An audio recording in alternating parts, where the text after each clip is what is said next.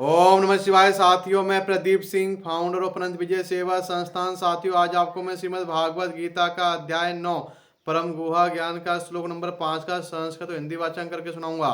श्लोक नंबर 5 है, न च मतस्थानि भूतानि पश्य मे योगे मेश्वरम भूत भ्रन्न च भूतस्थो ममात्मा भूत भावना। इसका हिंदी अनुवाद है, भगवान श्री कृष्ण अर्जुन से कहते हैं, हे अर्जुन, तथापि मेरे द्वारा उत्पन्न सारी वस्तुएं मुझ में स्थित नहीं रहती। जरा मेरे योग ऐश्वर्य को देखो। यद्यपि मैं समस्त जीवों का पालक हूँ और सर्वत्र व्याप्त हूँ, लेकिन मैं इस विराट अभिव्यक्ति का अंश नहीं हूँ, क्योंकि मैं सृष्टि का कारण स्वरूप हूँ। तात्पर्य है, भगवान का कथन है कि सब कुछ उन्हीं पर आश्रित है। इसका अन्य अर्थ नहीं लगाना चाहिए। भगवान इस भौतिक जगत के पालन तथा निर्वाह के लिए प्रत्यक्ष रूप से उत्तरदायी नहीं है। कभी कभी हम एटलस, एक रोमन देवता, को अपने कंधों पर गोला उठाए देखते हैं। वह अत्यंत थका हुआ लगता है और इस विशाल पृथ्वी लोक को धारण किए रहता है। हमें किसी ऐसे चित्र को मन में नहीं लाना चाहिए जिसमें कृष्ण इस सृजित ब्रह्मांड को धारण किए हुए हों।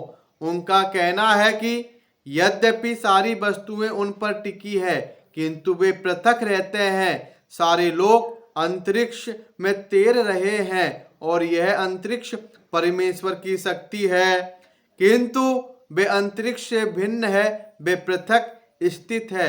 अतः भगवान कहते हैं, यद्यपि ये सब रचित पदार्थ मेरी अचिंत्य शक्ति पर टिके हैं, किंतु भगवान के रूप में मैं उनसे पृथक रहता हूँ। ये भगवान का अचिंत्य ऐश्वर्य है। वैदिक कोश निरुक्ति में कहा गया है, युज्यते अनेन दुर्घटेषु कार्येषु। परमेश्वर अपनी शक्ति का प्रदर्शन करते हुए अचिंत्य आश्चर्यजनक लीलाएं कर रहे हैं। उनका व्यक्तित्व विभिन्न शक्तियों से पूर्ण है और उनका संकल्प स्वयं एक तत्व है। भगवान को इसी रूप में समझना चाहिए। हम कोई काम करना चाहते हैं तो अनेक विघ्न आते हैं और कभी कभी हम जो चाहते हैं वे नहीं कर पाते, किंतु जब कृष्ण कोई कार्य करना चाहते हैं तो सब कुछ इतनी पूर्णता से संपन्न हो जाता है कि कोई सोच नहीं पाता कि यह सब कैसे हुआ। भगवान इसी तथ्य को समझाते हैं, यद्यपि वे समस्त सृष्टि के पालक तथा धारण करता है, किंतु वे इस सृष्टि का स्पर्श नहीं करते।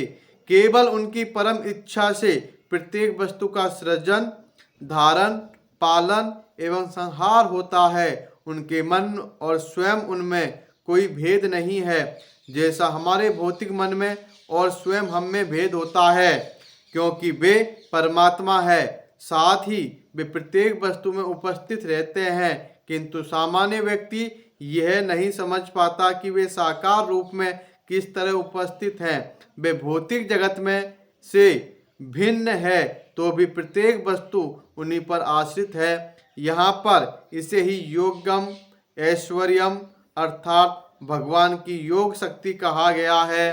तो श्लोक नंबर 5 का संस्कृत और हिंदी वाचन यह है। कल फिर मिलेंगे श्लोक नंबर 6 के साथ। ओम नमः शिवाय साथियों, धन्यवाद।